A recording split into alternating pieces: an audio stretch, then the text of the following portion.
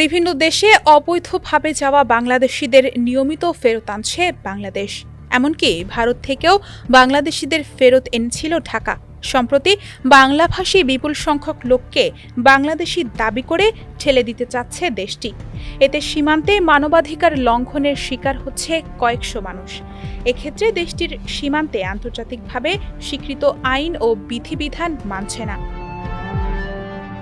বাংলাদেশ এ বিষয়ে প্রতিষ্ঠিত দ্বিপক্ষীয় প্রত্যাবাসন প্রক্রিয়া ও আইনি পথ অনুসরণ করতে এবং সংশ্লিষ্টদের মানবাধিকারের প্রতি পূর্ণ সম্মান নিশ্চিত করতে ভারতকে অনুরোধ করেছে। এ অবস্থায় নয়াদিল্লিতে আজ সোমবার বিজিবি বিএসএফের মধ্যে বৈঠক বসছে। সেখানেও পুশিন অন্যতম আলোচ্য বিষয়। যুক্তরাষ্ট্র, ইউরোপীয় ইউনিয়ন এবং মধ্যপ্রাচ্য থেকে বাংলাদেশিদের আইনি প্রক্রিয়ায় ফেরত আনছে বাংলাদেশ। অবৈধভাবে ইউরোপে প্রবেশের উদ্দেশ্যে লিবিয়ায় যাওয়া বাংলাদেশিদের জাতিসংঘের আন্তর্জাতিক অভিবাসন সংস্থার সহায়তায় ফেরত আনা হয়।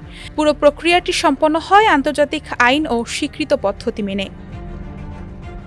কিন্তু পশ্চিমবঙ্গে বিজেপি সরকার ক্ষমতায় আসার পর থেকে বাংলাদেশ সীমান্তে পুশিন নিয়ে উত্তেজনা শুরু হয়েছে। যদিও দুই দেশের এ ধরনের বিষয় নিষ্পত্তি করার জন্য 2017 সাল থেকে দ্বিপক্ষীয় কনসুলার সংলাপ চলে আসছে, যার মাধ্যমে দুই দেশের নাগরিক ভিসা ও বন্দি বিনিময় সংক্রান্ত সমস্যার সমাধান প্রাতিষ্ঠানিক রূপ পায়। সর্বশেষ 2024 সালের 29 মে বাংলাদেশ ভারত কনসুলার সংলাপটি নয়াদিল্লিতে অনুষ্ঠিত হয়। তবে জুলাই অভ্যুত্থানের পর দিল্লি অবৈধভাবে বাংলাভাষী মানুষদের সীমান্ত দিয়ে ঠেলে পাঠাতে শুরু করে। বিষয়টি আলোচনার মাধ্যমে সমাধানের জন্য 2025 সালে ভারতকে বৈঠকে বসতে আমন্ত্রণ জানায় ঢাকা, তবে তাতে সাড়া মেলেনি।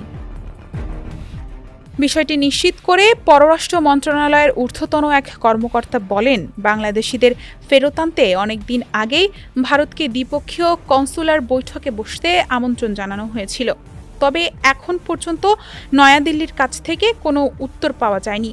বাংলাদেশের নীতি পরিষ্কার, কোথাও বাংলাদেশিরা অবৈধভাবে গেলে তাদের আন্তর্জাতিকভাবে স্বীকৃত পদ্ধতি ও আইন মেনে ফেরত আনা হবে। ভারতের ক্ষেত্রেও বাংলাদেশ তাই করতে চায়। ডেস্ক রিপোর্ট, সমকাল।